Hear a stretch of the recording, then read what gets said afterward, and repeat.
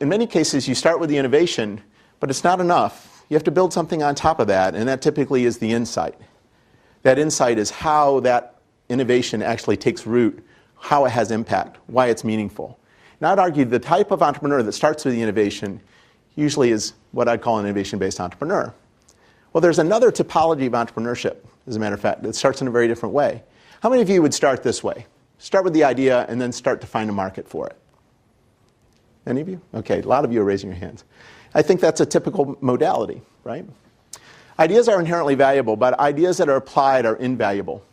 I would suggest that ideas that are left on your list that are not acted on are valueless. These are ideas that need to be released. Make them available to society. Don't leave them behind. I can't tell you, and I bet you some of you have been in that situation where some of the best ideas you've had, you see someone else implement. Have you had that experience, right?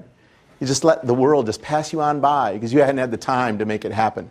Think about that leverage. The individuals who are doing 2, 3, 4 ideas at a time, or working with teams of people to actually make these concepts available, emulate them. Make that happen.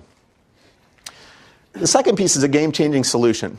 It's an ingredient that's really critical to high-performance entrepreneurship. And what I mean by that, ultimately, is if you look, and this is a great illustration of all the things that are happening in the software and web environment here, in the social media environment, and it occurs to me that it's almost a daunting set of solutions, right? Which solutions are going to actually make their way through? Many of these started with, just like you started, an idea. But many of these solutions need to find their impact in the market. Only a few will make it through, right? There are certain applications, for instance, certain concepts that end up becoming platforms, that end up becoming kind of central to our lifestyles, right? It occurs to me when you look at your smartphone, for instance, how many of you have over 100 applications on your apps on your iPhone now? Can I ask? More than 100 apps? Pretty common. How many do you use on a typical day? 1, 2, 3, right? Am I right? How many of you are developing apps? I'm just curious. How many of you are developing apps as we speak? Okay, what's it going to take to make yours a game-changing app? Think about it. What is it going to take to become a game changer? That is what it's going to take. You've got to dial in the notion of need. How ultimately is that need being satisfied? How is that pain ultimately being mitigated? I would argue that the intersection of opportunity and need is where the entrepreneur needs to live. Opportunity is the most exciting type of platform an entrepreneur lives in their life, but need ultimately crystallizes it. That's the acid test. I would argue that there's a class of entrepreneurs, you might be surprised by this, that don't start with an idea at all. They start maybe with the market, try to understand what the problems are that we all face. As they're reading the blogs, or as they're going through the web, or as they're reading the newspaper, believe it or not, in the morning, they actually see compelling need.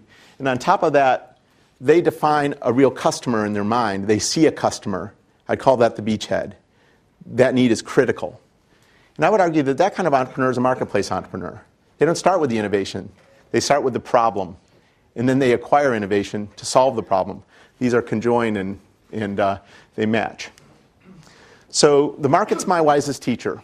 Honestly, the market will tell you whether or not your idea is going to gain relevance because people will walk with their feet. The market is a beautiful crystallizing test. Launch and learn works better than learn and launch. I saw that Steve Blank was here, for instance. Absolutely true that bringing the market into the equation much earlier will help you test your ideas to see if they actually will make their way through.